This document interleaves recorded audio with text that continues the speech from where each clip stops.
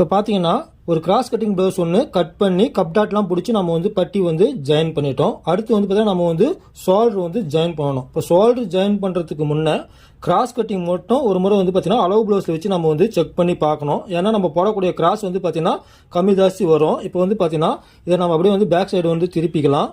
இப்போது இதை இப்படி மடிச்சுக்கிட்டு வந்து பார்த்தீங்கன்னா அளவு ப்ளவுஸ்லையும் சேம் அதே மாதிரி நம்ம வந்து மடித்து நம்ம வந்து ரெண்டும் ஒரே அளவுக்கு இறக்கம் இருக்கா அப்படின்றத நம்ம வந்து செக் பண்ணி பார்க்கணும். கீழே பார்க்கலாம், கரெக்டாக பாருங்கள், ரெண்டு பட்டியும் கரெக்டாக இருக்குது. இப்போ மேல் பக்கம் நம்ம வந்து பார்த்தீங்கன்னா இந்த ஷோல்டர் அளவு வந்து ரெண்டும் கரெக்டாக இருக்கான்னு ஒரு முறை நம்ம வந்து வச்சு பார்க்கணும். ஏன்னா கிராஸ் மட்டும் பார்த்தீங்கன்னா நமக்கு வந்து எக்ஸ்டன் ஆகும். கிராஸ் வந்து நம்ம அளவு ப்ளவுஸில் இருக்கக்கூடிய அளவுக்கு வந்து கிராஸ் வந்து போடலைன்னா அது வந்து பார்த்தீங்கன்னா நமக்கு எக்ஸ்டன் ஆகும், இல்லைன்னா கம்மியாகும்.